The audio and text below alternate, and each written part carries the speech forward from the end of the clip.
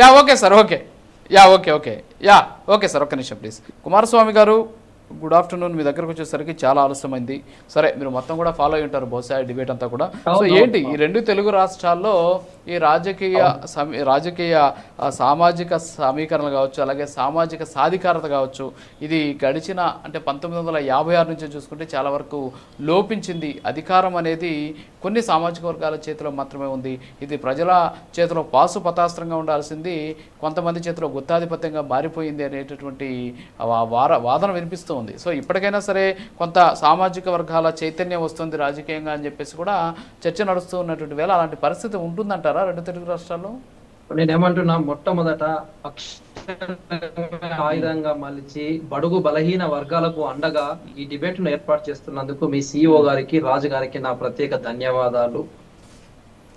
రెండవ విషయము, ఒక మంచి అంశం కులం అనేది ఒక అంశం మీద ఈ రోజు రెండు బడుగు బలహీన వర్గాల గురించి ఈ అంశంలో మాట్లాడారు కాబట్టి, సరే ఇప్పటికే పూర్ణచంద్రరావు గారు స్టాటిస్టిక్స్ అని చెప్పారు, మిగతా మిత్రులు కూడా ఆల్మోస్ట్ అంతా కవరేజ్ చేశారు. నేను ఏమంటున్నాను, ఒక్కసారి మన భారతదేశ సామాజిక చరిత్ర మొత్తం ఒకసారి మనం చూసుకుంటే వర్ణ వ్యవస్థ, తర్వాత కుల వ్యవస్థ అత్యంత కీలక పాత్ర పోషిస్తుంది.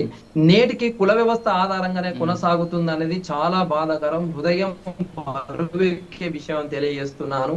దీనివల్ల ఎస్టీలు, బీసీలు అణచివేతకు గురవుతున్నారు. సాంఘిక వివక్షకు లోనయి రాజ్యాధికారానికి ఆమెడు దూరంలో ఉండడం అనేది అక్షర సత్యం. ఒక్కసారి మనం ప్రతి దేశంలో ఎక్కడ గాని రాజుగారు సోషల్ స్ట్రాటిఫికేషన్ అంటారు. అంటే ఉన్నత కులాలు సామాజిక, ఆర్థిక, రాజకీయ ఆధిపత్యం కలిగి ఉండడం వల్ల ఏమైందంటే ఈ మిగతా ఎస్సీ, ఎస్టీ, బీసీ వర్గాలను శాసించడము సర్వసాధారణమైపోయింది. సరే, దీని నుంచి ఎట్లా అనేది అంటే ఒకసారి గురవుతున్నారు కాబట్టి మేము ఈ రోజు బడుగు బలహీన వర్గాలు, బీసీలు హక్కుల కోసం, రిజర్వేషన్ల కోసం పోరాటం అనేది దశాబ్దాలుగా జరుగుతా ఉంది. ఇది ఇప్పుడు కాదు, బ్రిటిష్ పాలన వలస కాలం నుంచి ప్రారంభమై అప్పటి నుంచి కొనసాగుతా ఉంది. అయితే ఇలాంటి ఆధిపత్య కులాలు ఎక్కువగా ప్రభావం చూపినప్పుడు ఎన్నో ఉదాహరణలు ఉన్నాయి, ఎన్నో ఉద్యమాలు ఉన్నాయి. బ్రాహ్మణ వ్యతిరేక ఉద్యమాలు జరిగినాయి, మైసూరులో లింగాయతులకు ఉద్యమాలు జరిగినాయి, మహారాష్ట్రలో మరాఠీలు, తమిళనాడులో ఆత్మగౌరవ ఉద్యమం, పంజాబ్ లో నోనియా, గుజరాత్ లో కోలి బిహార్ లాంటి ఉద్యమాలు ఎన్నో జరుగుతున్నాయి. అదే దశలో ఈ రోజు రెండు రాష్ట్రాల్లో కూడా రానున్న రోజులలో ఖచ్చితంగా బడుగు బలహీన వర్గాల రాజ్యాధికారం వస్తుందని తెలియజేస్తున్నాను. ఎందుకంటే స్వాతంత్రం వచ్చి 76 సంవత్సరాలు దాటినా కూడా బడుగు బలహీన వర్గాలు ఇంకా అణచివేతకు గురి కావడం చాలా బాధాకరం అని తెలియజేస్తున్నాను. దీనికి మూల కారణం కుల వ్యవస్థ అనే ప్రశ్న మాత్రమే. పుట్టగానే ఏ కులంలో పుట్టాడో దానికి అనుగుణంగా అతని భవిష్యత్తు నిర్ణయించడం పరిస్థితి చాలా బాధాకరం అండి. మనకు రాజ్యాంగంలో ఆర్టికల్ 1516 ఏం చెప్పింది? సామాజికంగా, ఆర్థికంగా వెనుకబడిన కులాలను అభివృద్ధి చేయాలని రిజర్వేషన్ల అంశాన్ని పెట్టిన విషయం మనందరికీ తెలిసిందే. అయితే ఈ ఆర్థిక అణచివేతల వలన రాజకీయ అణచివేత గురైన వారికి సమాన అవకాశాలు కల్పించే లక్ష్యంతోనే పెట్టారు. ఈ రోజు కేంద్ర ప్రభుత్వం తూట్లు పొడుస్తున్న పరిస్థితి.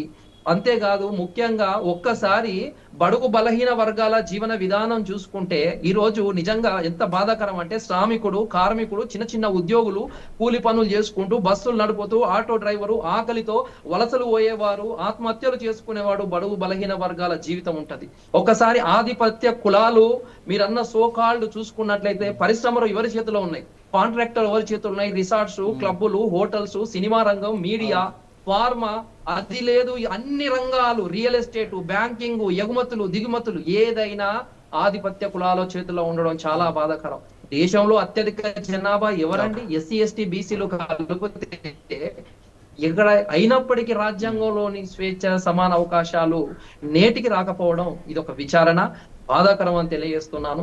జనాభా దామాషా ప్రకారము ఎస్సీ, ఎస్టీ, బీసీలకు భూ కేటాయింపులు గాని, ఏదైనా పదవులు గాని, న్యాయ వ్యవస్థలు గాని ఎక్కడన్నా వస్తున్నాయా?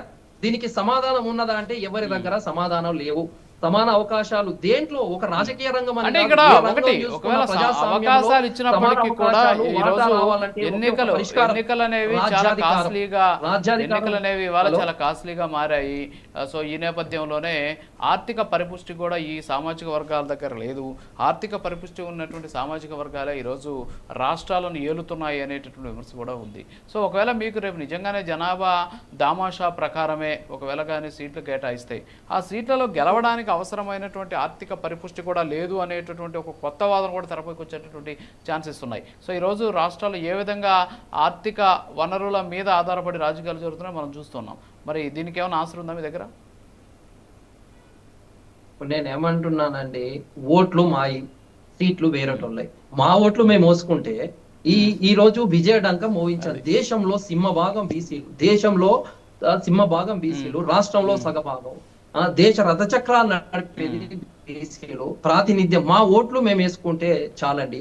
ఈ రోజు ఒక చిన్న బాధాకరమైంది, ఇంతకుముందు మిత్రుడు కూడా చెప్పారు, ఒక 50 కులాలు ఇప్పటికీ జీవనోపాధి కోసం భిక్షాటన చేస్తూ జీవిస్తున్నారు.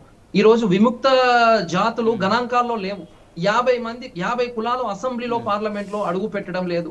మీరు ఇంత ముందే చెప్పిళ్ళు, వడ్డెర, వాల్మీకి, చాకలి, మంగలి, వీరముష్టి, పాముల, బుడగుంజల వంటి వారి వాళ్ళంటి కులాలు ఇప్పటికీ అసెంబ్లీలో కనీసం దూరం నుంచి చూసురేమో గానీ అడుగు పెట్టలేని చాలా బాధాకరం. మా ఓట్లు మేము వేసుకుంటాము.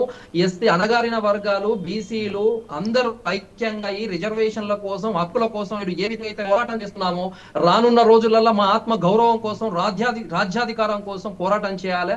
ప్రతి కులం, ప్రతి వర్గానికి ప్రభుత్వంలో భాగస్వామ్యం ఉండాలి. ప్రత్యామ్నాయ రాజకీయం ఏమైనా ఉందా అంటే బహుజన రాజ్యాధికారమే. పోరాటాలకు ప్రతిరూపాలు ఎవరండి? ఈ రోజు తెలంగాణ సాధించడం బహుజనులు, త్యాగాలకు ప్రతిరూపాలు ఎవరు? బహుజనులు. దేశం మొత్తం సంపద సృష్టించేది ఎవరు? ఉత్పత్తి చేసేది ఎవరు? బహుజనులు.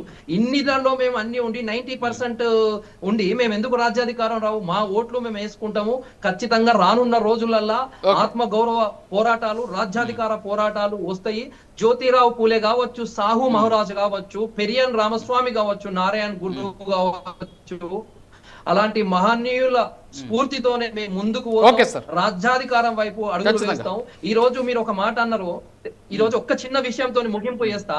ఈ రోజు తెలంగాణ రాష్ట్రంలో ఒక్కసారి ఆంధ్రప్రదేశ్ రాష్ట్రాన్ని ఒక్కసారి చూస్తే, ఇంతకుముందు మిత్రుడు అన్నాడు, తెలంగాణ రాష్ట్ర మన తెలుగుదేశం పార్టీ అనగానే కమ్మ ప్రాతినిధ్యం వస్తుంది, వైఎస్ఆర్ అనగానే రెడ్డి ప్రాతినిధ్యం వస్తుంది, బిఆర్ఎస్ అనగానే వెలమ వస్తుంది, నువ్వు మన బీజేపీ అనగా బనియా బ్రాహ్మణ వస్తుంది. నువ్వు ఏ పార్టీ లాస్ట్ కు సిపిఐలు అలాంటివి కూడా వాటి ప్రాతినిధ్యం వహించేది ఎవరు? ఆధిపత్యం ఉన్న కులాలే. సత్యం ఒకటే, బహుజన ఓట్ల మీదనే అందరూ పరిపాలిస్తున్నారు. మేమెందుకు నాయకత్వానికి కాదు? రానున్న రోజులలో ఆత్మ గౌరవ రాజ్యాధికార పోరాటం వస్తుంది. Okay sir. యా